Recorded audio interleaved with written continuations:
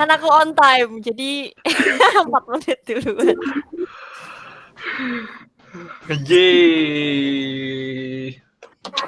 Udah ada Abror. Hai Bror.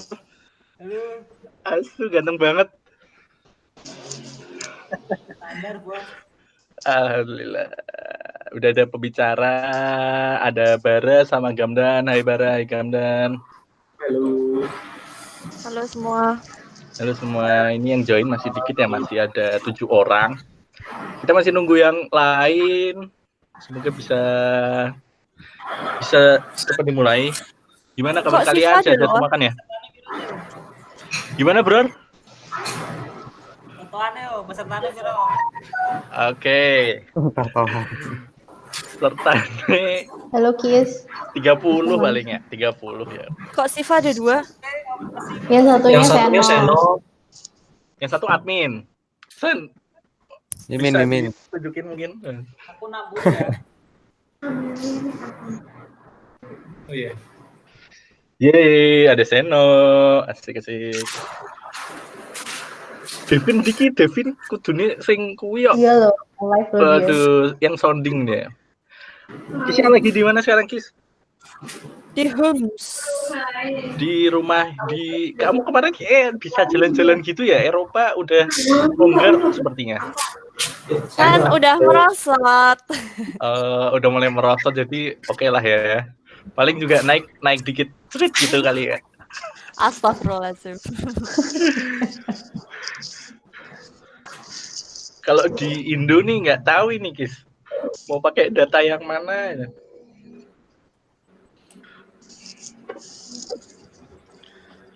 Terus ya, si jam tak mene 2 menit lagi sih santai. Besok Kis yang moderator awe sama pembicara. Iya. Gasi, mesti gasi. Desain jam berapa, Kis? Jam 3 sore. Wes juru kunci ya. Tapi tau gak, tadi setengah jam sebelum mulai itu aku udah alarm loh. Weden. Luar biasa, terbaik. Kandani. Totalitas. Di sana buka jam berapa, Kis? Jam 9 malam. 9 malam. Imsak jam? Jam 5-an. 4, jam 5. Oh, oke. Wah, tapi ndak yo kroso ngono, Kis. Apa biasa we? Ya kadang-kadang kerasa sih, tapi kadang-kadang enggak. Biasalah, kayak puasa biasa kalau misalnya diem aja nggak ngapa-ngapain, tuh kayak kesel banget toh. Tapi ya jalanin aja sih. Ya, siap.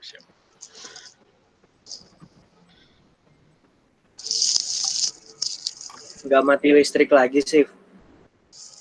Yo, ini mati listrik sumpah cepu banget tok. Nanti adikku ngamuk-ngamukin Twitter. Ya kayak udah, maksudnya tuh nggak ada angin, nggak ada hujan gitu loh, terus tau-tau kayak mati lampu kan kayak kita nggak tahu, maksudnya apa sebabnya gitu loh, aneh banget. Sumpah. Biasanya sih perbaikan sih, ono perawatan yang jalurmu.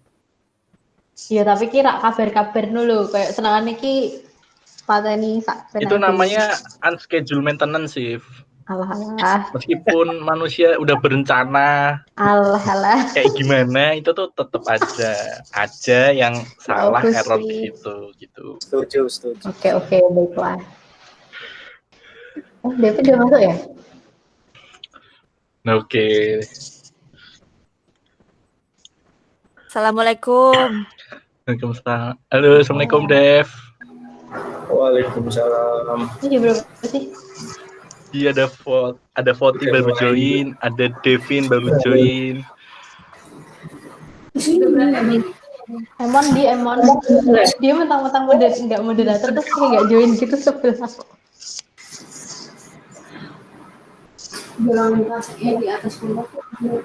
Devin lagi di mana, Vin? Di kosan. Asik. Kosan Karawang apa Bandung nih? Karawang, Beb, Karawang. Oh, Karawang. Devin namanya. Saya aja foto sih, kowe fotone. Yang Ya foto. kan saya ingin ngerti online lho. Oh iya ya online. Siap update gue. Update kita udah online loh guys gitu. Loh tau emang kita tenang. Rasa gaya tapi Oh iya saya ya.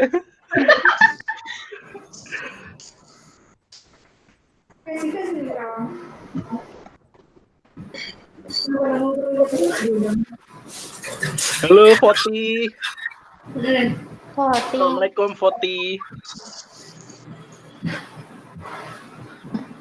Kutil Foti dicuekin. tidak bisa disapa. Kutil dicuekin. Guys kalau mau unmute sendiri ya. Wirausaha sih. Halo Assalamualaikum Sang Haji. Hai. Di mana ya? Terakhir di mana dan? Enggak Dan. Ji, kamu di mana sekarang Ji? Gamden nge-freeze dong. Di Klaten. Di Padang. Klaten. Hah? Klaten. Sampai di Oke. Klaten? Lagi WFH atau ada kerjaan di sana? Ji.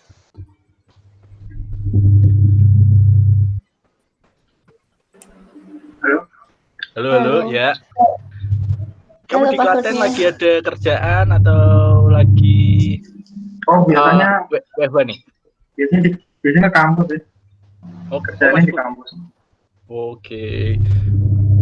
UGM ya, Ci? Di dah? Ya, Dan? Saya Baik. Jogja ya? Isih rame apa udah mulai normal atau masih terasa sepi? masih sepi sih kalau aku ngeliat. Batas kota juga, ya jalan-jalan luar kota juga sepi. Iya. Ini udah kayak laporan jalan. Iya, nggak apa-apa. Nggak apa-apa. Bu. Laporan mudik. Hamin Laporan ini mudik. biasanya tuh udah rame tahu Hamin 6 kan. Iya, biar yang Jakarta mau tahu celah-celahnya. Pemantauan ini pintu-pintu tol. Ya, Tel bandara ya Tel.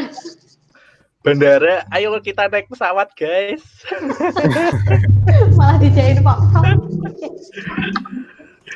Halo, Ayo guys, mana surat tugas guys? ada Hai, Via. Asik. Nggak tahu kenapa Sang Haji kayak menggema. Iya. Iya. Sang Haji, aku mute dulu, nanti kalau mau ngomong bisa di unmute ya. Oh iya, cek mikrofon dulu. Oke. Halo Via. Ini suaranya Gamden kayaknya masuk Dan. Halo? Masuk ya tuh? Ini ada yang bocor dari mana ya? Punya Gamden. Oke, lu cek. Nah, Halo. Kita mulai jam berapa ya? 10 menit santuy. lagi lah. Santuy. Santai yuk. Terus kalau ini sesi bebas ya, jadi kalau mau ngobrol-ngobrol dulu silahkan. Ada yang mau tanyain mungkin si Abror mau tanya ke Devin, katanya mau tanya sesuatu Bro. Go ahead, Bro. Iya. Apa tuh? Berarti kan berat. Kuliah itu, Vin. Biasanya berarti. Kenapa? Kuliahmu. Kuliah. Gila sih. Kuliahnya Devin susah sih. Kuliah bos-bos ya. Ya, dan Naila. Kamu kuliah Halo, mana Pak? assalamualaikum Naila. Naila itu temanku kelas 10, guys. Sudah lama Dia tidak lebih ketemu, bebas, guys. Apakah kamu masih ingat aku? Nah, itu pertanyaannya. Apakah dia masih ingat sama Kutil? Gue sing SKSD ya, Til. Mungkin sih. Iya, mungkin bisa. Ini tadi lah baru bisa apa? Beneran ditinggal. Ya Allah, Takut. Enggak cabut gitu kali ya. aneh. Galak banget tak Tel. Jadi Nah, ada Enggak, isi. ya. Nah, ini nih Voti dari tadi belum ngomong. Hai Vot. Tuh masuk lagi. Kamu kayaknya keluar masuk sih. Keluar masuk itu dong. Jangan kamu jadi uang tumpah. Jangan gitu. Halo, yang baru join. Via tadi belum nyapa, Via. Hai Via. Iya. Bisa unmute terus videonya dinyalain. Ini Iya. Voti baru ini. Baru join. Hai Vot. Ini siapa nih yang join barusan? Gia. Kayak Rame guys. Oh itu sangat ada gambarnya. Nyapa siapa lagi ya? Ini Bara kok malah. Halo, assalamualaikum Vot. Waalaikumsalam. Aku berasa kayak di Cantik. absen dosen tuh nggak? Loh kita kan kuliah lagi. Lagi di mana Vot? Di Semarang nggak Vot? Iya, aku di rumah aja. Bosen nih, makanya di aku rumah stres aja. banget kalau misalnya ada acara ginian. Nah, baik. Itu tulisan di belakang menarik sekali sepertinya Vot ya. Ada gambar manusia, ada gambar tengkorak. Iya. Oh. Buka Kayak praktek gitu. belajar ini ya. Iya. Buka Bisa praktek kali gitu. ya pembicara selanjutnya di Voti kali ya. Apa nih tentang Iya nih.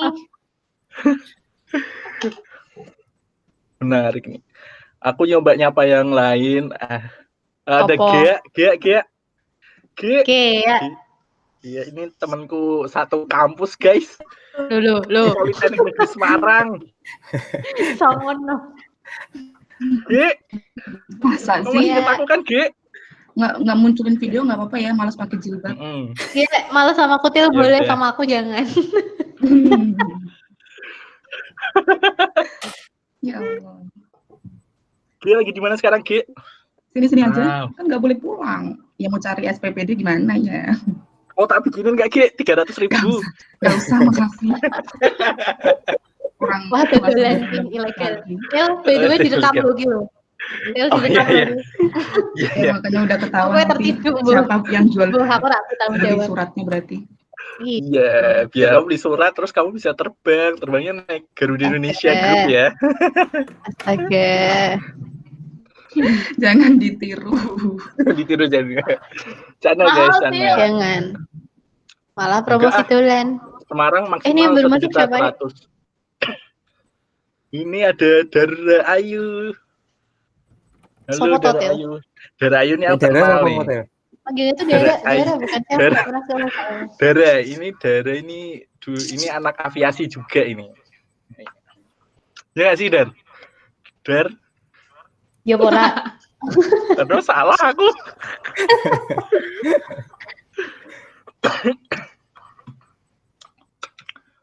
Bikin Naila ngomong dong Naila. Iya, Naila belum. Iya nih, Ngomong aja sih, Naila sama nggak Tia video, belum nggak menyapa.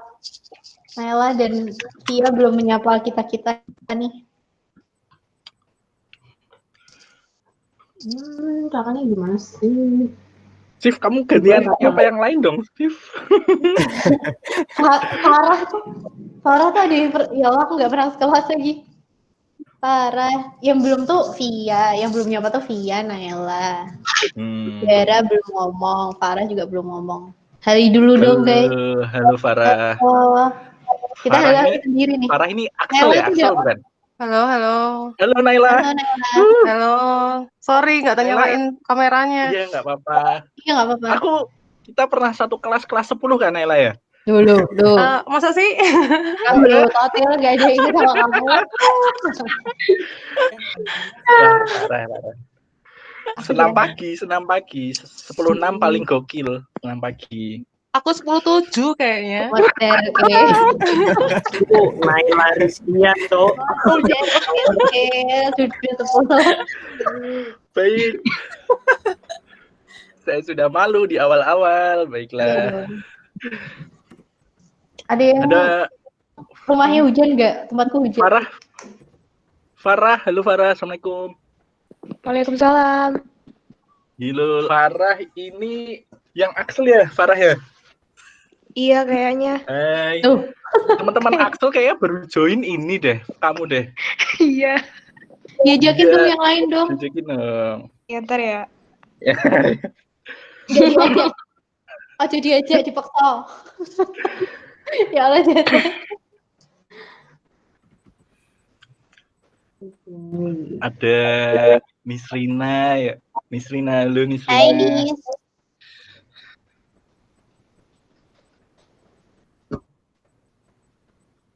Semuanya ya. Dan laptopmu tuh di belakang apa gimana sih? Aku bingung deh. Itu laptop, tapi terus laptopnya di sini. kamera gimana sih? Laptop, ini TV, iya. Ini hanya untuk pajangan ini. Oke, background.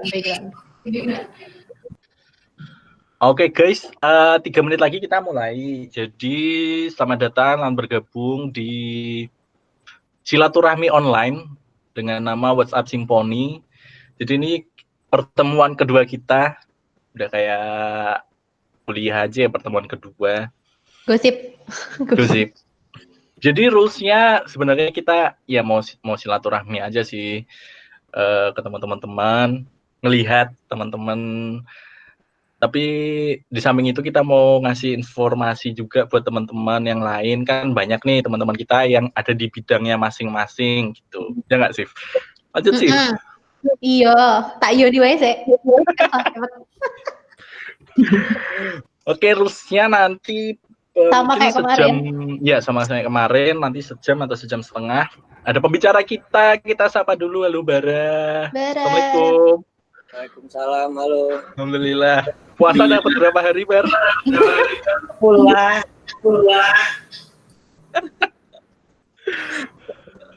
Aman ya, Bar ya? Bisa dihitung. Bisa dihitung lah. Kita ada Gamdan juga. Halo, Dan. Selamat malam.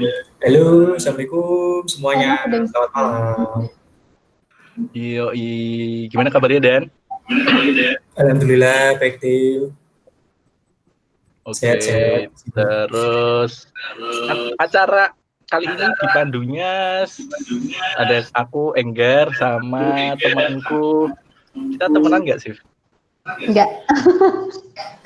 Ya, terima kasih. Teman aku.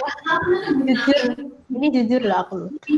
Oke, jadi nanti waktu si pembicara ngomong, ya suaranya Gamdan bocor Dan.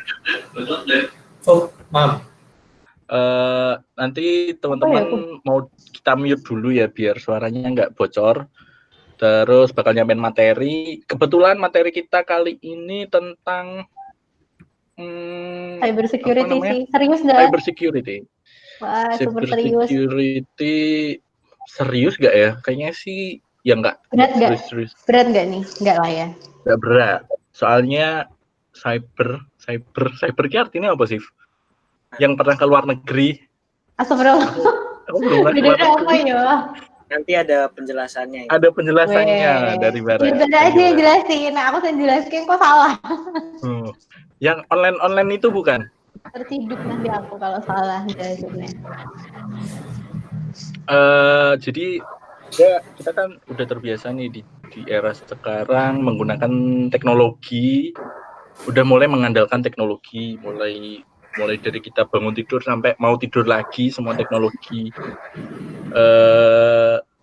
Dan kita mulai ngerasa ini aman nggak sih gitu kan.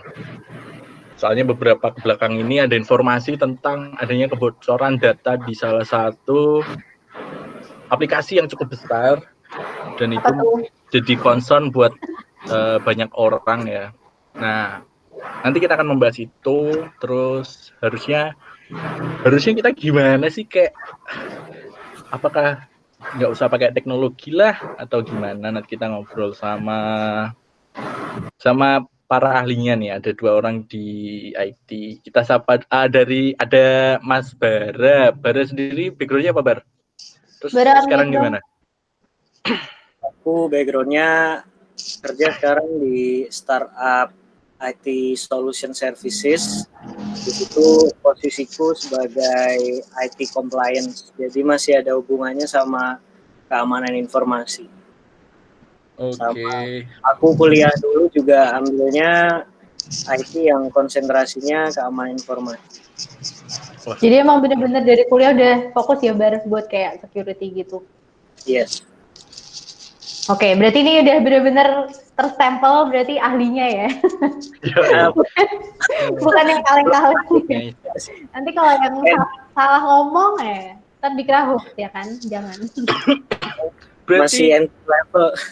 berarti kerjaanmu itu kayak bikin security di perusahaan-perusahaan gitu ya, Bar ya? Kalau sekarang lebih ke ini sih, perencanaan kayak prosedurnya gitu, kebijakan keamanan kayak gitu. Berarti kamu yang nulis tulisan banyak kalau kita I accept itu? Iya, itu termasuk juga dulu. Itu termasuk. Oke. Nggak ada yang Privacy and policy ya. Iya ya.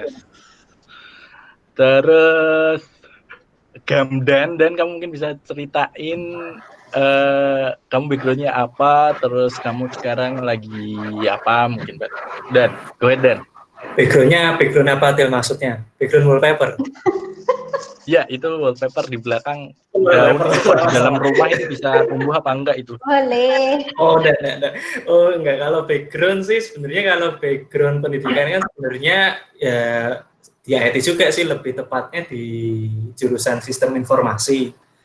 Tapi kalau sekarang ini kerjaannya lebih ngurusin bagian infrastruktur sih. Jadi kayak ngurusin server, ngurusin hal-hal yang lebih ke operasional sih sebenarnya, Til.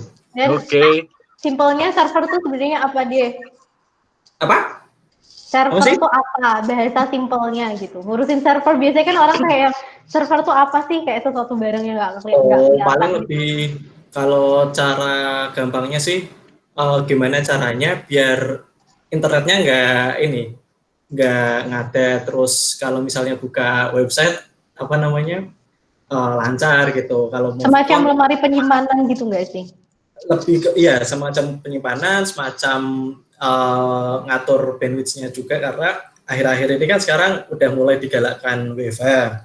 Nah, otomatis kayak traffic untuk mengakses kayak video conference seperti ini, terus sama akses untuk ke drive itu juga semakin tinggi. Koneksi harus lancar ya, koneksi internet. Betul sekali. Oke. Dan harus terjaga keamanannya. Oke, berarti sekarang mungkin dimulai aja kali ya, Til, jadi urutannya itu nanti ada Bara dulu yang membahas. Panggilnya Enggar dong di sini dong. Ini. Enggar mau bilang apa? Mafi. Apa aku Til mau ngisi dulu? Pokoknya urutannya itu nanti Bara dulu. Sebenarnya selain dua orang itu ada yang paham juga ya guys. Ini moderator satu nih paham. Tadi tuh ngetes Gamdan aja tadi itu sebenarnya Siva. Server tuh apa ya, Dan? Server tuh apa? Jangan. Siva ini juga aktif di mana sih kamu, Sif? Di mana? Dark web ya? Dengar-dengar kamu di dark web sekarang? Enggak, aku enggak main-main yang gitu-gitu. Sumpah itu serem, jangan Til. Oh enggak, jadi kamu sekarang loh kok malah aku yang promosi? Pembicaranya aja, aku mah nggak usah. Oke, ya udah. Selamat datang yang baru gabung, ada Nisrina, Acong, sama Sebuki Sif. Fikri. Halo, selamat datang. Ini di seri keduanya WhatsApp Simponi. Seri kedua. Jadi nanti pembicara satu. Cuma aku yang excited. Nggak, karena semua di mute, Sif. Oh iya. Jadi kita harus cerewet sebenarnya. Oke. Jadi pembicara pertama ada Bara Suradeva. Go ahead, silahkan. Yang nge-share screen siapa? Kamu apa Bara? Bara. Oke. Bara, waktu dan tempat dipersilakan. Mungkin ini brief aja. Bara itu lebih akan menjelaskan tentang cyber security dari sisi perusahaannya ya, gengs. Nanti kalau misalkan Gamdan itu dari sisi kita atau penggunanya, usernya gitu. Oke, silakan Bara. Oke, sih, makasih.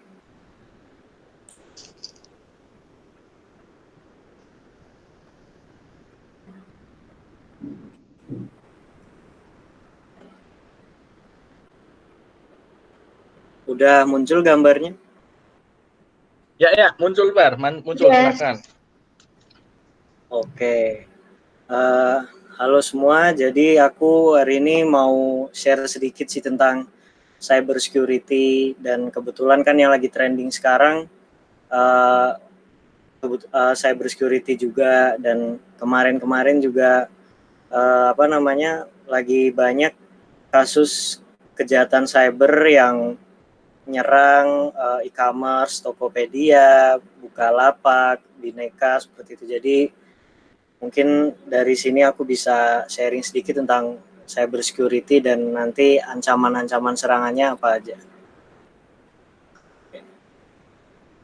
Jadi cyber security ini merupakan pengamanan informasi yang sistemnya itu terhubung secara online dan cakupannya termasuk hardware, software, dan pastinya data untuk terlindungi dari serangan cyber. Jadi pokoknya kalau cyber security itu semua infrastruktur IT yang terhubung secara online.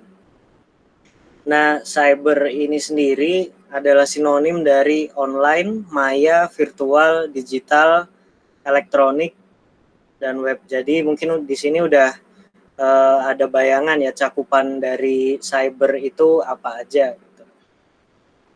Terus yang ini mungkin banyak orang masih agak bingung atau salah mengertiin kok ada cyber security, kok ada information security juga gitu.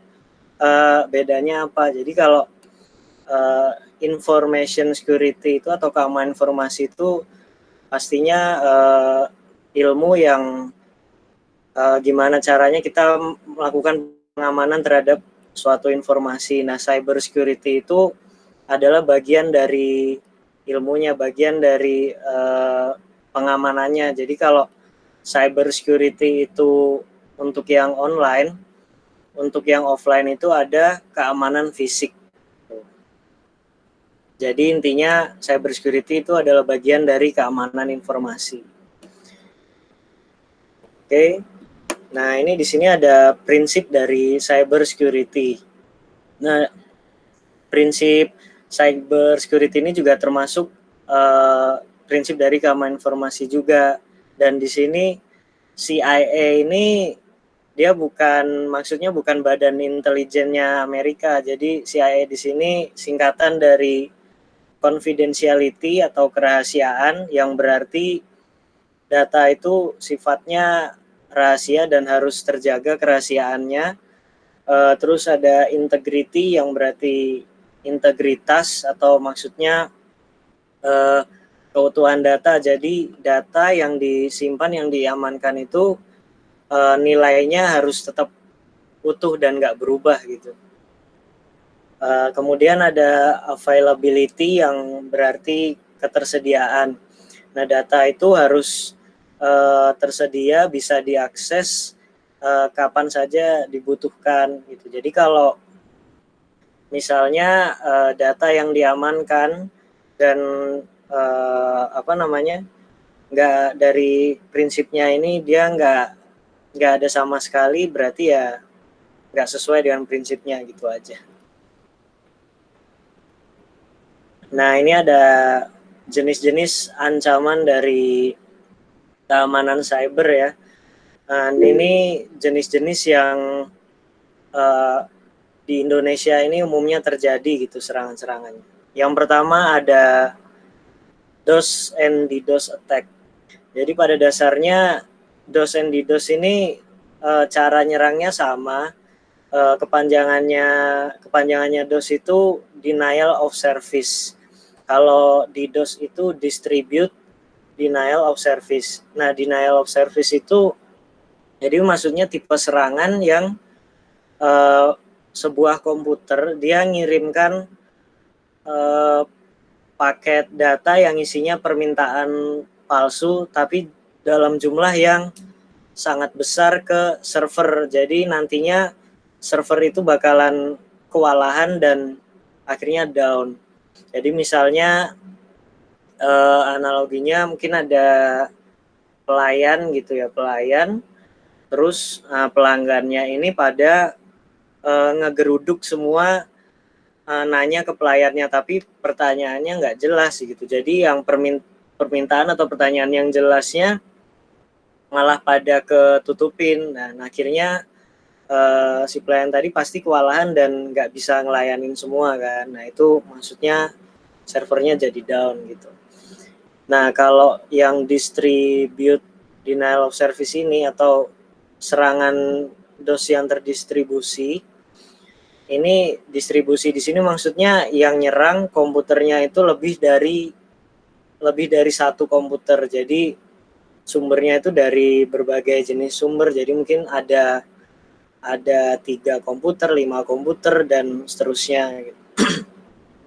Nah, di sini otomatis kalau semakin banyak, semakin cepat down-nya gitu kan. Jadi setiap satu komputer itu ya data yang dikirim dia bisa nyepam paket data itu bisa ratusan, ribuan, bahkan ratusan ribu gitu. Bayangin aja mungkin kalau ada 5 sampai 10 komputer ngelakuin itu ke server. Dan biasanya korban yang paling sering server yang sering jadi korban itu server kampus biasanya. Jadi mahasiswa pada usil ngerjain kan. Nah, cara pencegahannya itu bisa dari penambahan fitur keamanan paket filter di jaringannya atau di routernya ya, penambahan paket filter, terus biasanya ada juga anti DOS dan DDoS juga seperti itu. Terus kemudian biasanya server itu juga harus punya backup server juga. Jadi kalau misalnya yang satu down, yang satu masih bisa live atau maksudnya masih bisa beroperasi dengan normal gitu. Terus yang kedua serangannya berupa defacing. Defacing ini mungkin teman-teman juga udah cukup familiar. Kalau kasus yang terkenal itu dia ngelakukan perubahan tampilan pada laman web. Jadi kan pernah itu halaman webnya Telkomsel pernah dihack terus diganti dengan protes-protes dari pelanggannya yang katanya karena kemahalan gitu. Ya, jadi defacing itu jenis serangannya yang seperti itu. Nah, kalau dari pencegahannya sendiri mungkin dari webnya itu juga harus dilakukan maintenance atau improvisasi ya supaya menutupi atau mengurangi celah-celah keamanannya.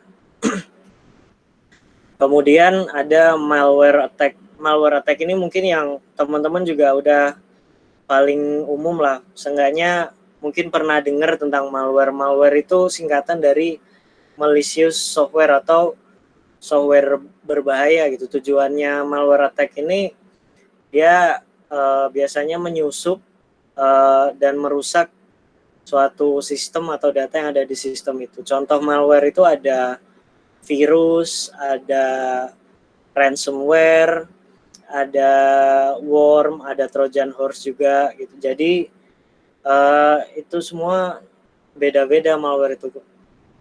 Kalau ransomware itu mungkin teman-teman juga ingat sekitar setahun lalu mungkin atau 2 tahun lalu ada ransomware namanya WannaCry yang dia ngeblokir akses ke suatu data atau ngegembok suatu data sehingga nggak bisa diakses. Bayangkan kalau yang diblokir itu filenya atau datanya itu data penting gitu. Jadi kan jadi repot banget gitu. Nah, cara untuk ngebukanya si hacker yang ngirim ini dia minta tebusan untuk dibayarkan. Jadi kalau dia tebusannya diturutin, ya berarti datanya itu bakalan bisa diakses lagi. Kalau enggak, ya udah mungkin bisa selamanya terkunci gitu. Nah, kalau virus itu cara kerjanya biasanya dia penularannya kalau laptop ketularan terus ada data atau file yang kena virus, itu harus file itu harus diklik dulu, harus di-run dulu, harus dijalankan dulu supaya si virus itu bisa mereplikasi dirinya sendiri gitu. Dan kalau yang dia lakuin pastinya virus juga melakukan pengrusakan di data dan filenya dan bahkan ngerusak sistem juga. Kalau worm dia penyebarannya secara otomatis, jadi begitu masuk di sistem ya udah dia langsung secara otomatis ngereplikasi dirinya sendiri tanpa harus dijalankan dulu itu filenya atau programnya gitu, dan efeknya bisa fatal banget. Pastinya komputernya jadi lemot, sistemnya jadi lemot, terus banyak data-data yang jadi rusak, gak bisa diakses, dan bahkan yang paling parahnya dia istilahnya bisa, kalau udah yang parah banget itu bakal benar-benar tertanam di sistem komputernya itu. Jadi kadang walaupun udah diinstal ulang pun nggak bakal hilang gitu. Itu kalau worm. Terus kalau Trojan horse itu dia termasuk golongan spyware ya. Spyware itu jadi dia sifatnya memata-matai sistem, terus dia bisa ngirimin informasi juga, dan dia bisa ngirimkan illegal access ke si penyerang yang ngirimin virusnya ini. Jadi kayak gitu. Terus kalau cyber infiltration ini dia maksudnya kayak melakukan eksploitasi di dalam sistemnya. Jadi misalnya sistemnya Tokopedia kemarin ini termasuknya kemungkinan kena serangannya dari eksploitasi atau cyber infiltration ini, karena dia bisa masuk ke database tanpa punya akses yang sah, tanpa harus masukin username, password gitu. Jadi dia dari eksploitasi celah keamanan dia bisa masuk ke dalam sistem kayak gitu. Terus ini ada traffic data listening. Traffic data listening ini tipe pencurian serangan yang nyuri informasi, caranya kayak penyadapan juga. Jadi mungkin kalau teman-teman ingat di WhatsApp atau Line kan ada itu ya keterangan end-to-end encryption. Nah, itu gunanya supaya paket data yang terkirim itu yang isinya pesan dari WhatsApp itu bisa, yang hanya bisa nerima hanya yang si penerima pesan aja. Jadi karena dia datanya terenkripsi, si hacker ini nggak bisa dengan mudahnya langsung ngelihat isi pesannya gitu. Sama juga kalau pas telepon, kan juga itu pakainya kita komunikasi secara digital. Nah itu kemungkinan si hacker kalau itu nggak terenkripsi itu bisa nyadap dan ngedengerin suara kita juga ngobrol seperti itu. Nah untuk spoofing attack ini dia serangannya dia menyusup ke jaringan atau menyusup ke sistem, di mana dia melakukan illegal access dan menyamar dari misalnya dia dari suatu perusahaan ternama atau menyamar jadi orang lain gitu. Tujuannya biar dia bisa nipu orang lain tanpa dia terdeteksi gitu. Jadi misalnya IP address dari suatu perangkat gitu. Kalau dia berhasil ngedapetin IP address suatu laptop, dia bisa memanfaatin IP address-nya itu buat melakukan serangan lainnya dan dia nggak terdeteksi. Jadi kayak gitu. Terus ada kalau Trojan horse tadi udah maksudnya di malware attack juga sebagai golongan spyware. Terus data exploit juga tadi masuk di cyber infiltration.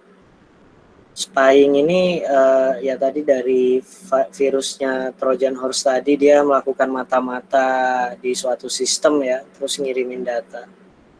Nah, terakhir ada spamming and phishing ini termasuk kategori serangan yang paling banyak korbannya juga, dan sampai sekarang pun juga masih banyak serangannya.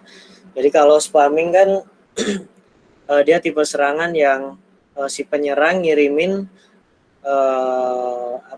informasi yang bisa aja nanti si penerima ini bisa ketipu sama dia. Misalnya dia promosi produk apa gitu, atau biasanya yang paling sering kayak ada mungkin dapat SMS BPK, ngurus BPKB, terus ada lagi diskon apa gitu, atau enggak penipuan berhadiah gitu kan paling sering. Nah itu sebenarnya asalkan si penerima ini enggak gampang kepancing atau gampang ketipu, aman-aman aja. Paling efeknya cuma jadi ngeganggu aja, karena sebenarnya kita nggak perlu informasi itu, cuman kita dapat terus informasinya. Nah kalau phishing ini phishing ini diambil dari kata fishing ya, atau mancing. Jadi emang intinya dia mancing orang supaya ngeklik link yang dia kasih. Nah link ini bukan isinya tuh bukan apa ya, misalnya dia ngasih link Facebook, tapi begitu di linknya dibuka ngarahnya nggak ke Facebook gitu. Jadi cuman kalau hackernya niat, dia bakalan bikin halaman penuh gambar tapi nggak ada kaitannya dengan Facebook gitu. Nah dari situ dari dia ngeklik itu, si korban ini bakal data-datanya kayak perangkat, IP address, terus dia lokasinya sekarang di mana. Bahkan kalau dia ngakses lewat HP itu bisa ketahuan juga nomor HP-nya. Jadi kayak gitu. Makanya itu kita harus hati-hati kalau ada orang nge-share link, entah itu mungkin dia bilangnya untuk keperluan survei atau ngasih link biar supaya kita ngebuka, itu tetap kita harus hati-hati, karena kalau sekalinya kena, data kita juga bisa diambil gitu. Nah caranya ngatasin phishing ini, kita juga bisa ngecek link itu benar apa enggak pakai URL expander. Jadi URL expander ini dia bisa ngecek link ini benar nggak sih sesuai dengan tujuannya gitu. Atau kalau misalnya dari laptop, itu tinggal arahin aja kursor mouse-nya ke link tadi. Jadi biasanya di bagian kiri bawah itu kelihatan link yang ditujunya. Jadi itu benar sesuai arah yang ditujunya apa enggak. Jadi kalau Facebook, nanti yang muncul di bawah pastinya Facebook gitu. Kalau enggak, mungkin dia bakalan di redirect atau diarahkan ke website lain gitu. Oh ya, phishing ini juga dia bisa dikombinasikan sama serangan spoofing attack. Jadi bisa by email juga. Banyak kejadian si penyerang ngirim email, isinya itu itu email dari iCloud atau dari Apple gitu. Nah itu dibuat sedemikian mirip banget sama emailnya dari iCloud gitu. Jadi orang bisa pasti percaya kalau yang nggak terbiasa.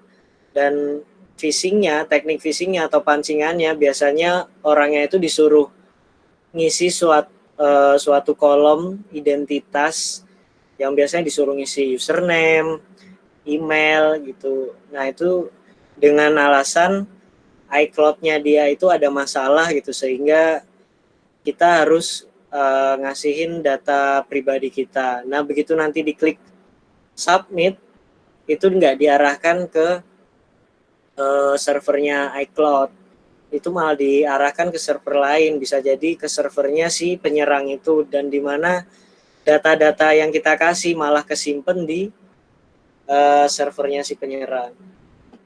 Okay, next. Nah ini ada countermeasure-nya. Jadi untuk kita juga bisa melakukan pencegahan serangan kejahatan cyber itu dari undang-undang. Jadi pemerintah bikin undang-undang itu tujuannya supaya mengurungkan niat orang-orang yang pengen melakukan peretasan atau yang pengen jadi hacker jahat, istilahnya gitu ya.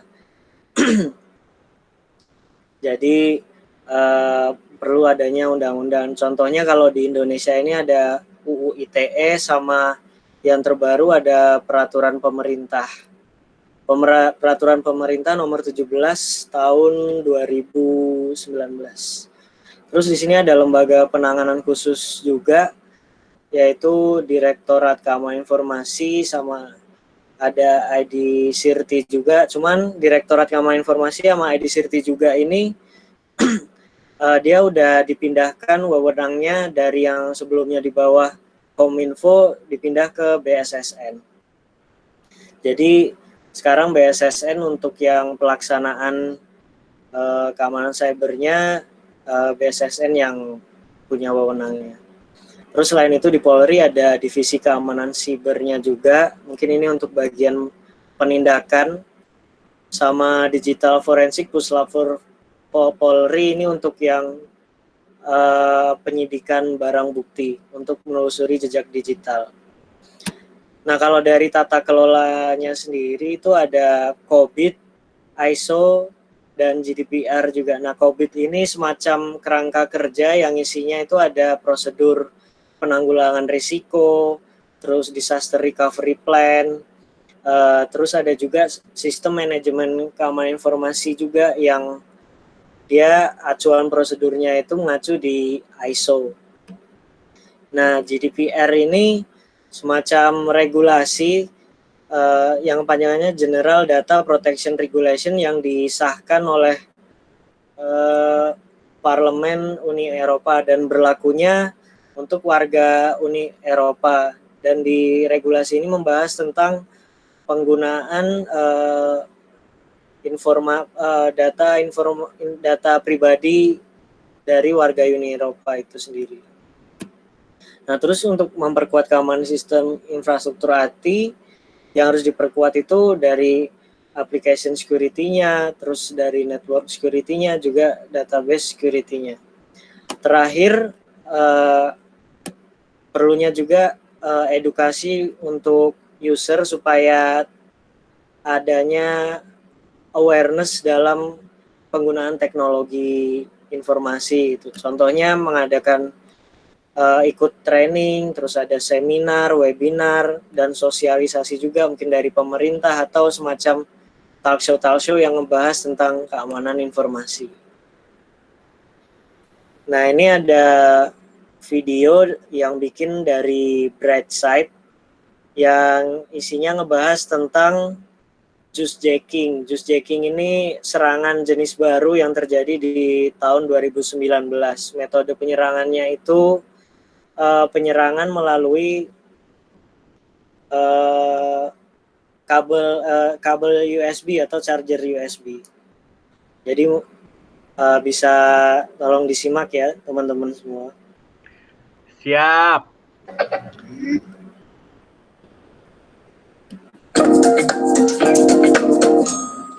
Masih ada banyak waktu sebelum pesawatmu terbang dan ponsel pintarmu kehabisan daya. Ya, kamu beruntung. Kamu bisa mengisi daya ponsel selama perjalanan. Tapi tunggu dulu, swafoto di Instagram atau surel penting itu bisa menjadi masalah besar. Ahli keamanan IBM menyatakan penjahat cyber menggunakan lubang USB di bandara, stasiun kereta api, dan tempat umum lainnya untuk mencuri data pribadi dari gawaimu. Mereka dengan mudah memodifikasi lubang USB dengan memasang perangkat lunak khusus yang dapat mencuri data pribadi pengguna, termasuk informasi perbankan. Kamu mungkin berpikir ini paranoid, tapi para penjahat cyber kini lebih aktif, dan ini bukan lelucon. Pada 2019, transportasi menjadi prioritas kedua bagi para penjahat cyber setelah organisasi keuangan. Bayangkan itu, pengisi daya USB mungkin ramah wisatawan dan dipasang di tempat-tempat umum untuk kenyamanan mereka. Tapi perangkat ini tak sepenuhnya aman. Caleb Barlow, Wakil Presiden Inteligensi Ancaman X-Force di keamanan IBM mengatakan bahwa para pelancong sangat rentan terhadap tindak kejahatan cyber. Berabad-abad yang lalu, mereka dibajak perompak, tapi kini pencurian terjadi di dunia digital. Masalahnya, ponsel pintar menerima data dari kabel USB sama dengan yang mereka gunakan untuk mengisi daya. Pada 2016, staf laboratorium Kaspersky belajar memasang perangkat lunak eksternal dan beberapa virus di ponsel pintar menggunakan kabel USB. Prosesnya hanya memakan waktu 3 menit. Tentu saja, ahli keamanan cyber menggunakan penemuan mereka untuk mengembangkan penangkal, tapi orang yang mengincar informasimu takkan bermurah hati. Saat mencolokkan kabel ke sumber yang sudah disusupi, kamu akan menghubungkan ponsel pintar atau tablet pada perangkat eksternal yang memulai proses penyalinan data pribadi atau memasang virus di dalamnya. Mereka akan mendapat akses ke seluruh informasi pribadimu dalam sekejap, termasuk rekening bank, surel, pesan teks, foto, dan kontak. Teknologi ini dikenal dengan sebutan juice jacking, pembajakan pengisi daya USB.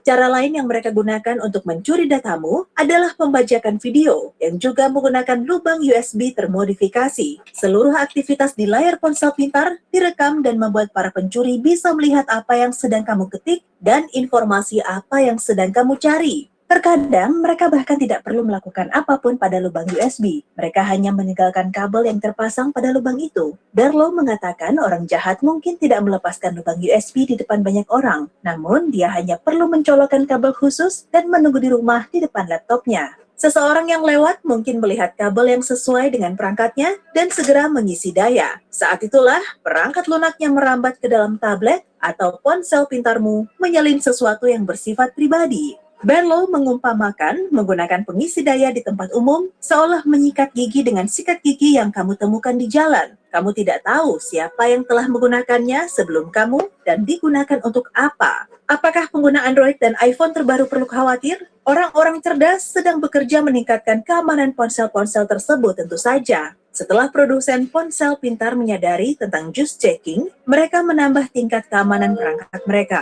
Kini, iOS dan Android meminta persetujuanmu sebelum tersambung dengan perangkat eksternal. Namun, jika kamu cenderung menyetujui segala sesuatu di ponselmu tanpa memperhatikannya, itu tidak banyak membantu. Ada pula risiko lainnya. Jika sistem operasi Android milikmu sudah tua, atau mode pengawal kutuan USB dalam keadaan mati, virus dapat masuk dengan mudah. Ada sebuah fungsi di perangkat Apple terbaru yang disebut mode USB terbatas. Ini merupakan inovasi mekanisme pertahanan yang mencegah pertukaran data selama pengisian daya melalui lubang USB. Perangkat Android memiliki risiko lebih besar, meski telah dilengkapi dengan perangkat lunak yang mencegah akses data tanpa persetujuan.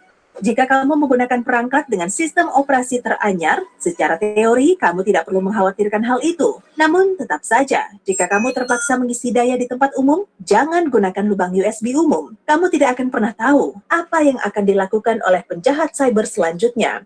Jadi, jika satu-satunya cara memproteksi ponsel dari penipuan adalah dengan menghindari pengisian daya menggunakan USB di tempat umum, apa yang kamu lakukan jika baterai ponsel hampir habis? Ya, bawa pengisi daya biasa dan hubungkan ke terminal listrik biasa. Ini memang kurang nyaman, karena tidak banyak terminal listrik di bandara. Tapi, cara ini jelas aman. Pilihan lain yaitu dengan menghubungkan bank daya menggunakan USB dan isi daya ponselmu dengan itu. Jika masih kurang, kamu bisa membeli kabel USB khusus yang bisa digunakan untuk mengisi daya tapi mencegah pertukaran data. Kamu juga bisa mengikuti cara Gedung Putih dan membeli perangkat keamanan ponsel khusus dengan harga kurang dari Rp425.000.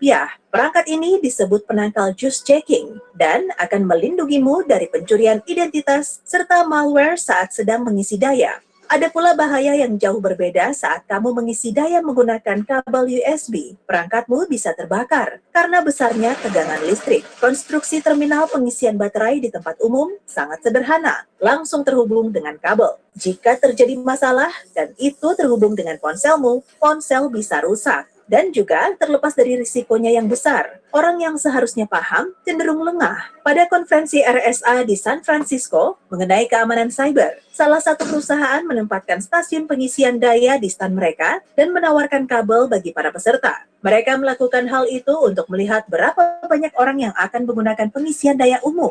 Hasilnya 80%, dan tidak satupun dari mereka menanyakan tingkat keamanannya. Mungkin mereka merasa aman karena sedang berada di konferensi keamanan cyber, tapi sekarang kamu tahu, kamu harus tetap waspada. Bahkan, hal yang lebih gila terjadi di DEFCON. Puluhan ahli keamanan informasi terjebak dalam perangkap. Mereka mulai mengisi daya dari stasiun pengisi daya gratis. Mereka akhirnya mendapatkan pesan untuk tidak mencolokkan perangkat pribadi pada kotak-kotak yang meragukan, khususnya pada konferensi ini. Bagaimana denganmu? Apa kamu mengisi daya ponsel menggunakan USB di tempat pengisi daya umum? Apa kamu pernah berpikir jika itu mungkin berbahaya? Sebelum kamu mengisi bank daya, berikut beberapa saran untuk memproteksi keamananmu. Pasang kontrol berlapis untuk semua tagihan daring milikmu. Buatlah kata sandi yang terdiri dari 12 simbol. Kata sandi tidak boleh berisi nama ibu kandung, 4 digit terakhir nomor paspormu, tanggal lahir, atau alamatmu. Kata sandi seperti yang sudah disebutkan adalah kata sandi yang paling mudah dibobol oleh orang-orang yang punya niat jahat. Jangan gunakan nama pengguna dan kata sandi yang sama untuk semua akun milikmu. Gantilah kata sandi setiap 6 bulan sekali. Dan jangan bagikan detail perjalananmu di media sosial. Ingatlah, dengan melakukan hal itu, kamu mempermudah pencuri melacak rute perjalananmu dan merampok rumahmu saat kamu sedang dalam perjalanan bisnis atau berlibur. Itu seolah kamu membiarkan rumahmu tidak terkunci dan mereka bisa masuk. Tiap kali kamu duduk di bandara dan merasa ingin berbagi dengan teman-temanmu bahwa kamu sedang pergi ke suatu tempat, pikirkan 2 kali. Foto apa yang akan kamu perlihatkan dan apakah foto itu bisa membahayakanmu? Jangan pernah menunjukkan pas naik di media sosial. Dilihat sekilas, sepertinya informasi yang bisa kamu dapatkan dari pas naik hanya nama penumpang dan nomor pemesanan. Namun, seseorang akan bisa mengakses informasi pribadi pada situs maskapai, tempat data paspor, surel, dan nomor program loyalitasmu tersimpan. Dengan informasi ini, mereka dapat membatalkan tiket pulang milikmu dan liburanmu menjadi berantakan. Data pribadimu juga bisa digunakan untuk membuat permintaan kredit palsu. Jika kamu merasa liburanmu belum dimulai hingga kamu mengambil foto paspor bersama pas naik, hapus nomor tiket, nomor referensi, dan data penerbanganmu dari foto sebelum kamu membuat kiriman. Ini juga berlaku untuk kode batang yang juga bisa disalahgunakan. Aturan praktis saya, bayangkan Charlie, seorang penjahat cyber mengintip dari balik bahumu, siap menerkam apa saja yang kamu jatuhkan. Tujuanmu, membuat Charlie kelaparan. Hey, jika kamu belajar hal baru hari ini, klik tombol suka dan bagikan video. Oke, jadi tadi itu video tentang serangan cyber justjacking ya. Oke. Masih ada, Bar? Kita aja mau ngasih sedikit kesimpulan. Silakan, Bar. Oke. Jadi kesimpulannya dimanapun itu serangan cyber itu bisa terjadi ya. Jadi mau itu melalui server atau bahkan dari perangkat-perangkat Internet of Things itu pun juga bisa diretas. Karena pada dasarnya nggak ada sistem yang 100% aman. Sekali lagi, nggak ada sistem yang 100% aman. Adanya 99,9999%. Jadi seketat apapun fitur keamanannya, pasti ada celah. Dan hacker juga nggak bakal gampang nyerah buat nyari celah keamanan itu. Itu aja.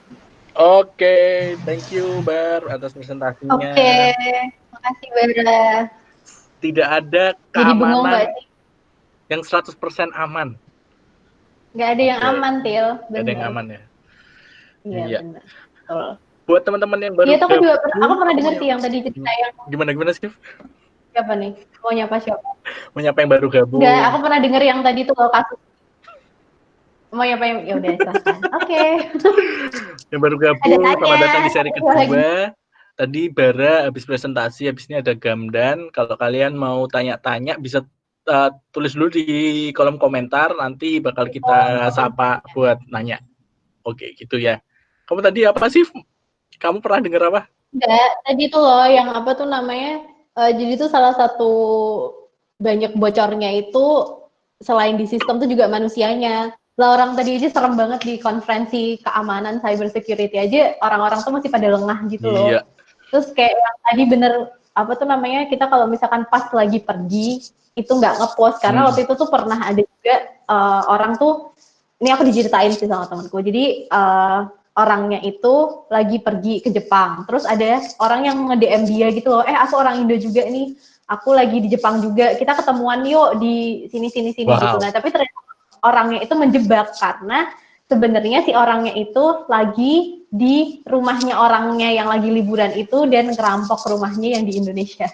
Jadi dia memastikan kalau si orang itu benar-benar liburan, bener tadi kayak.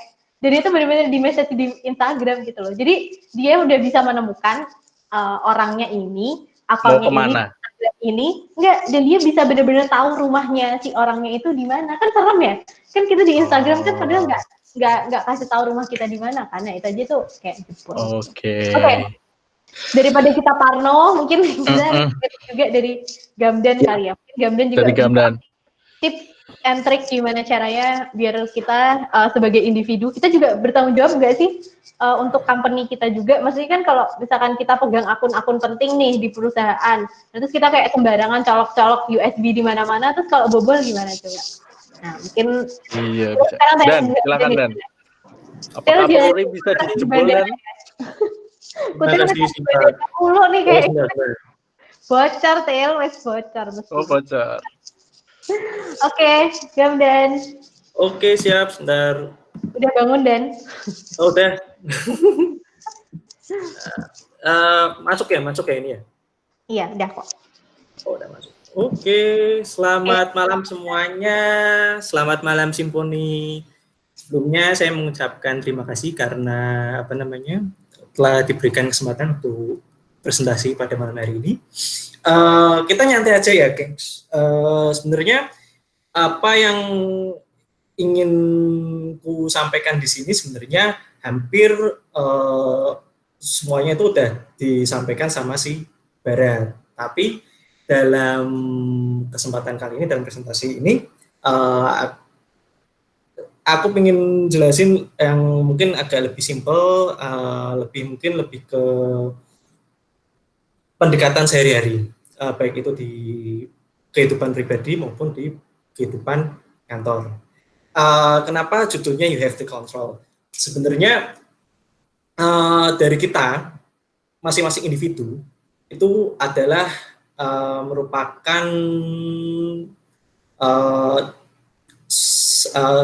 kita itu memiliki suatu kewenangan tersendiri untuk memberikan data ke siapa gitu.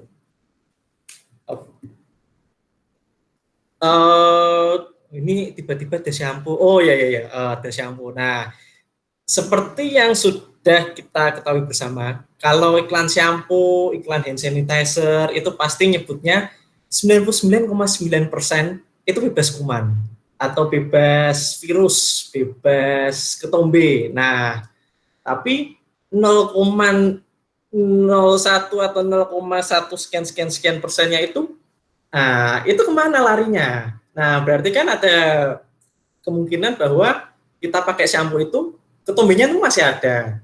Kita pakai hand sanitizer, mungkin virusnya masih ada, kumannya masih ada, tapi amit-amit jangan sampai kita kena penyakit COVID.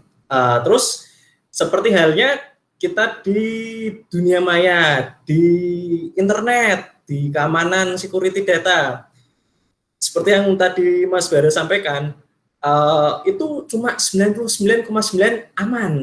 Nah, 0,0 sekian persennya itu kemana larinya?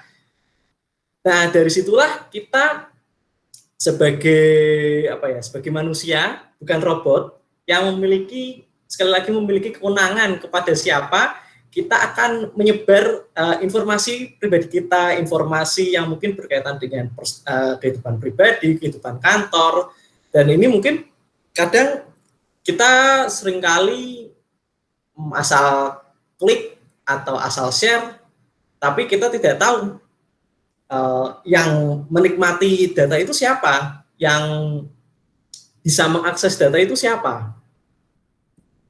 Nah, kembali lagi, kita di dalam konsep cloud, konsep awan, seperti kita ini, video conference, kalau misalkan ini penyedianya Google, penyedianya Zoom. Nah, tapi kita nggak tahu apakah percakapan kita saat ini, percakapan video conference kita saat ini, apakah benar-benar 100% aman, apakah bebas dari gangguan. Mungkin teman-teman yang ada di sini pernah mungkin beberapa kali mendengar berita kalau misalkan web conference pakai Zoom, itu tiba-tiba ada orang masuk.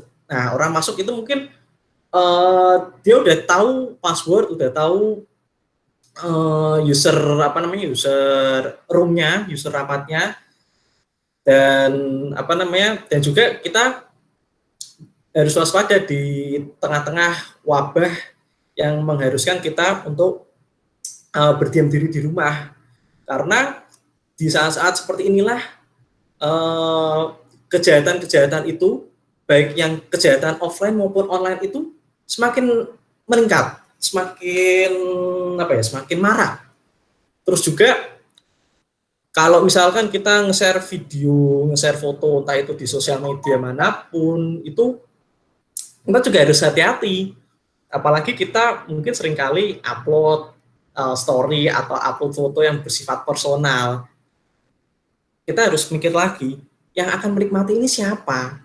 Yang bisa mengakses full data kita itu siapa?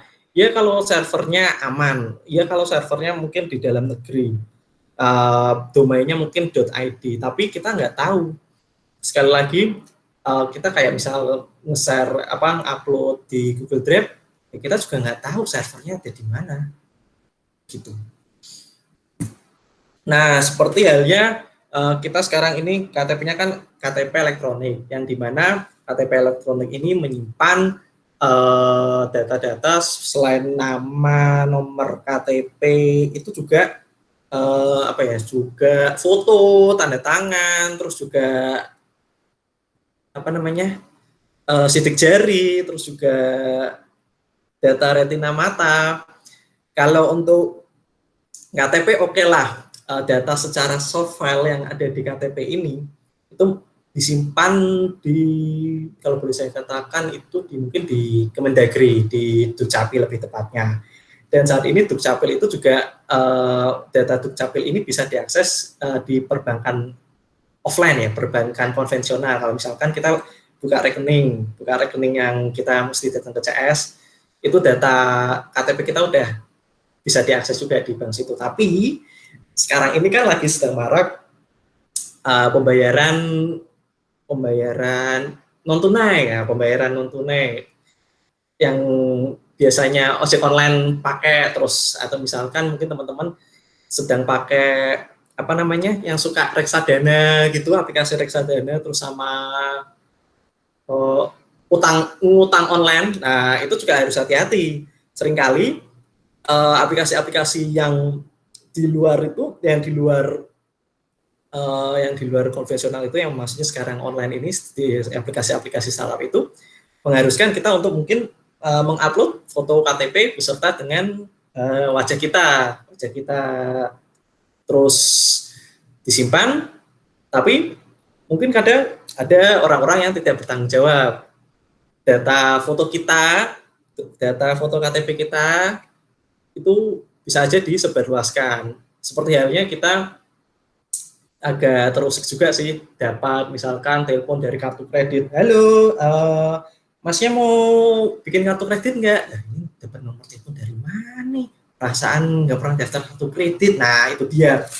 Itu yang harus kita waspadai saat ini. Memang celah untuk kebocoran data itu masih ada, meskipun data tersebut sudah tersimpan di storage, sudah tersimpan di server yang mungkin sudah tersusun rapi, tersusun aman, dan disahkan mendapatkan sertifikat segala macam.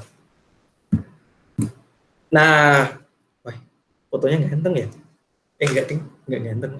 Nah, saat ini kan mungkin teman-teman, beberapa dari kita itu melaksanakan yang namanya kerja di rumah atau work from home.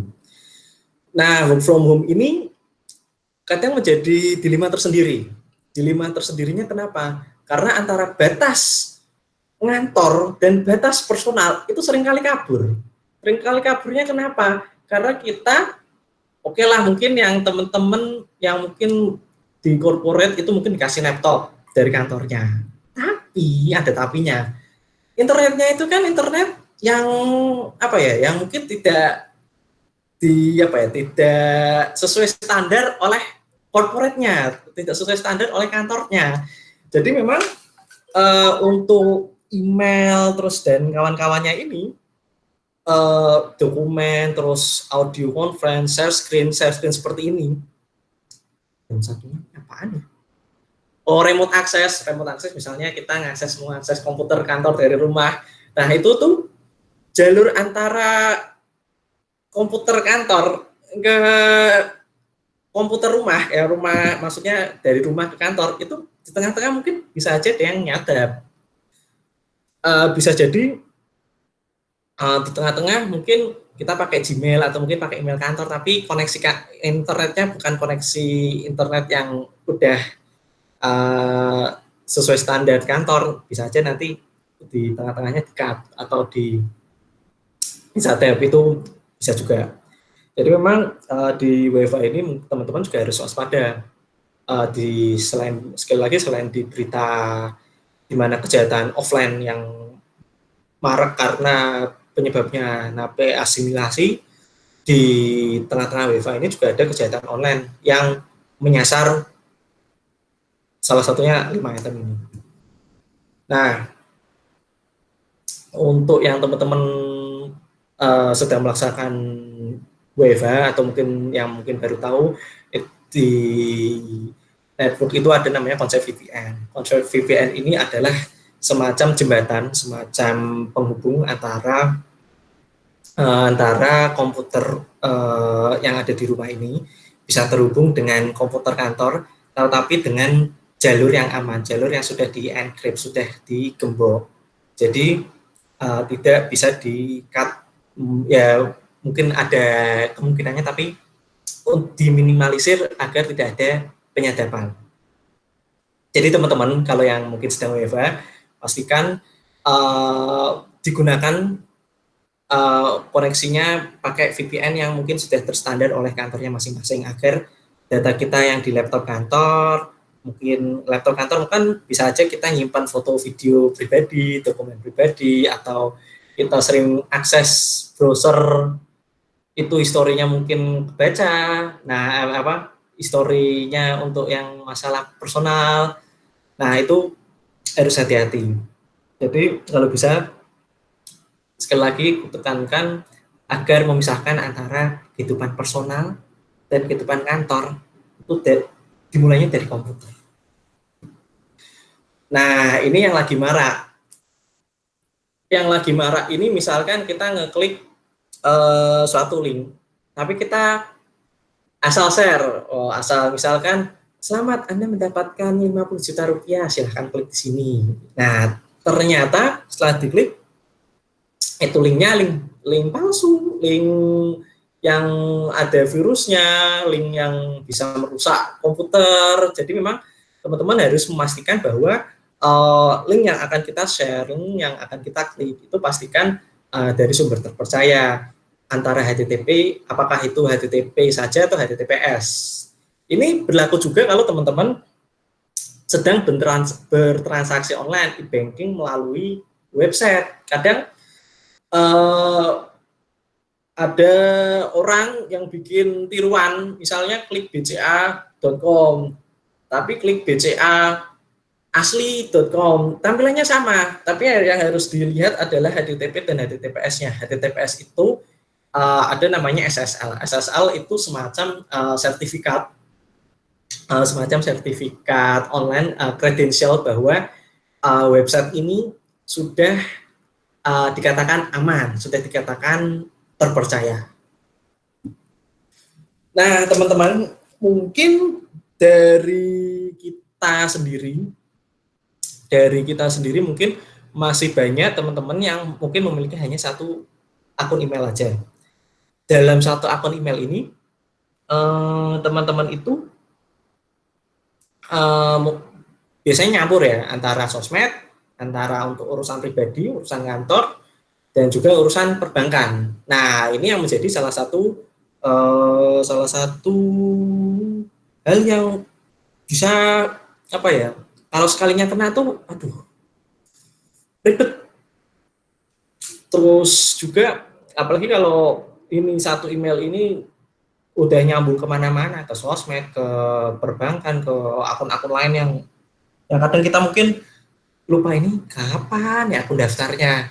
Nah, jadi teman-teman harus dipastikan juga kalau mungkin bisa aja dipisahkan antara alamat email yang personal, transaksi keuangan, terus transaksi perbankan dan sosial media. Lalu bisa emailnya beda. Jadi orang mungkin tebak-tebak, iseng-iseng berhadiah. Ya meskipun di setiap email kan mungkin harus dicantumkan nomor handphone. Nah, nomor handphonenya ini kalau bisa teman-teman mungkin bisa beli yang nomor murah, tapi kita punya aksesnya. Jangan 4 akun email ini nomor handphonenya 1 ya sama aja bohong. Jadi memang kalau bisa dipisah satu-satu. Jadi ya meskipun itu meminimalisir adanya hack, tapi tetap aja kita bermawas diri, kewaspadanya itu dari diri kita sendiri.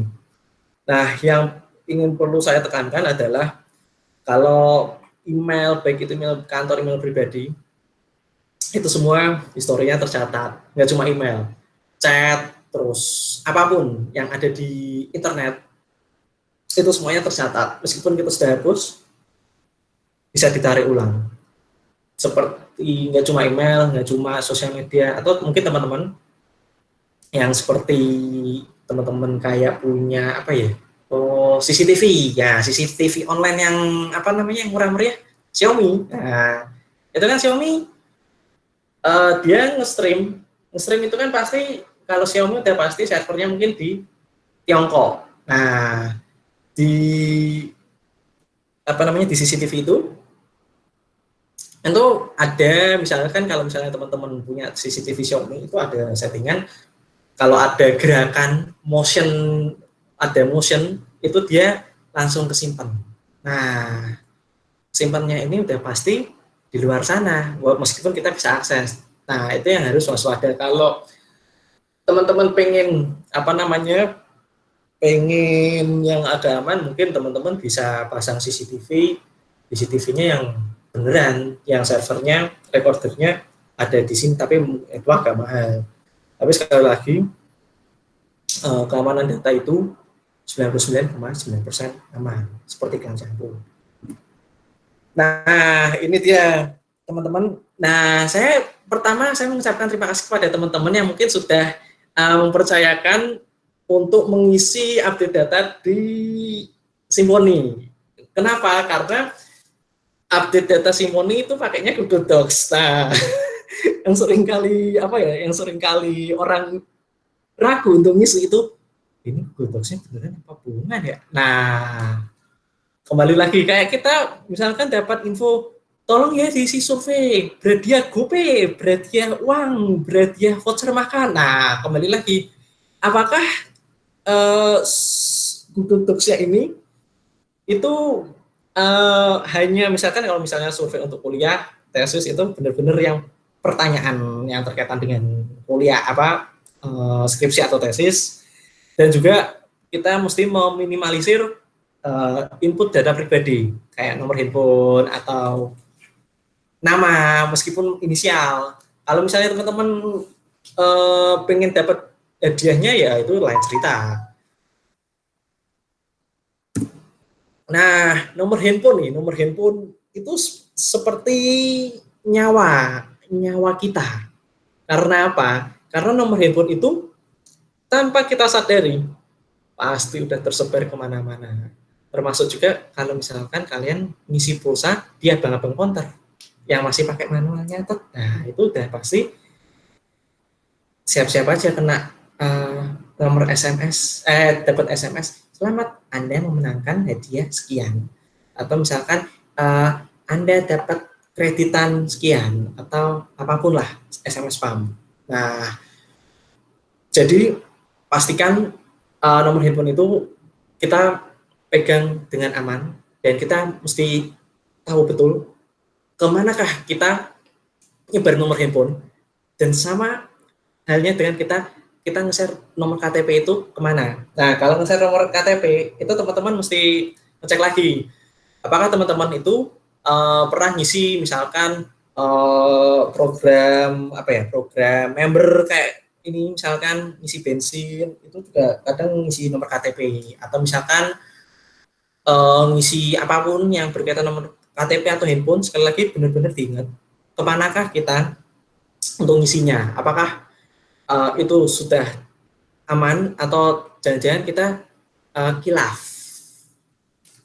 Nah, sekali lagi kalau untuk handphone itu benar-benar pastikan kita nge-share-nya dalam posisi yang aman. Nah, seperti halnya password. Password itu kadang kita satu password untuk semua akun, itu biasa.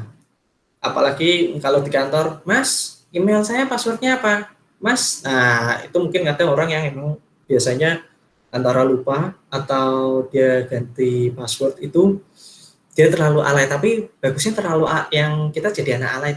Untuk hal ini nggak apa-apa, karena meskipun alay itu agak susah nebaknya, pakai misalkan logonya akeong atau hashtag atau bintang atau tanda tanya atau logo-logo simbol-simbol yang susah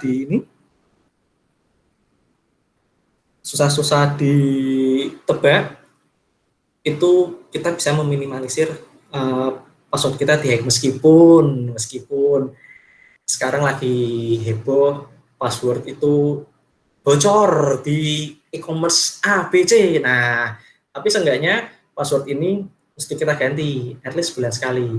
Kalau teman-teman yang ada di corporate besar, biasanya ganti password itu biasanya terjadwal 3 bulan sekali. Nah, kembali lagi, pedoman dalam bersosial media, lalu kehidupan online, kehidupan internet, itu kita harus pegang betul bahwa apapun yang kita share, baik foto, video, entah itu misalkan foto kelahiran, foto yang berkaitan dengan keluarga, foto apapun, lalu kemudian dokumen, email, chat, meskipun udah dihapus, itu pasti ada jejaknya. Jadi sekali lagi teman-teman, kalau mau nge-share apapun, mesti hati-hati. Takutnya seperti yang disampaikan tadi di videonya Bara. Dengan kilaf, pengen pamer, aku jalan-jalan traveling, foto boarding pass, ternyata boarding passnya bisa dibuka dari orang lain. Itu mesti hati-hati, apalagi kalau fotonya ada boarding kode booking, tamat sudah. Nah, daripada kelamaan presentasi, sekarang saatnya teman-teman monggo bertanya secara langsung atau apapun, karena kita waktunya masih panjang, daripada kita presentasi kayak satu arah, kayak baca teks. Nah, lebih enak ngobrol langsung, karena tujuannya dalam acara ini adalah sharing. Saya kembalikan ke moderator. Terima kasih. Hore. Yeay, Aduh, thank you. jadi tambah pusing gak sih? Aduh. Ya Allah, salah semua ini, kayak satu password buat semua. Terus kayak Gamdan kayaknya HP-nya 2, laptopnya 2 gitu kali ya. Passwordnya mungkin tiap 7 hari sekali diganti gitu. Ini kenapa sih dari tadi Kutil hilang-hilangan, aku ditinggal nih. Kesel Kutil. Nah, kalau misalkan ada yang mau tanya ke dua narasumber langsung, Til, gimana nih cara milihnya? Pertanyaannya. Dari awal aja tadi pertama si siapa? Kisya ya? Kis, silakan Kis. Tadi pertanyaanku pertama ke Bara, aku nanya, aku pernah lihat video ada orang ngehack CCTV rumah orang. Nah itu dia masuknya lewat apa? Si hackernya itu ngehack apanya dulu? Terus cara penyerangannya gimana? Terus ini termasuk penyerangan apa? Gitu. Thank you. Yuk, Bar. Mau dijawab? Kayak diuji dosen ini kayaknya. Tugas akhir ini. Oke, guys. CCTV, Bar. Kalau CCTV yang kamu ceritain itu, dia masuknya termasuk serangan cyber infiltration ya. Jadi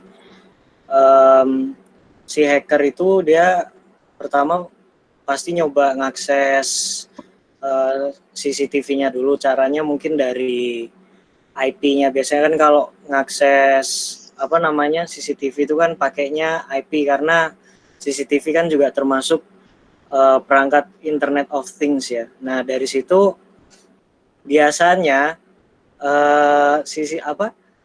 itu kan ada passwordnya, username, ada passwordnya. Nah, itu biasanya passwordnya itu juga default, jadi username admin, password admin, jadi mereka gampang aja nebak gitu. Atau malah kadang ada yang cuman ngasih username-nya doang tapi nggak ada password. Nah, jadi itu kan nggak perlu usaha keras buat si hacker untuk ngehack.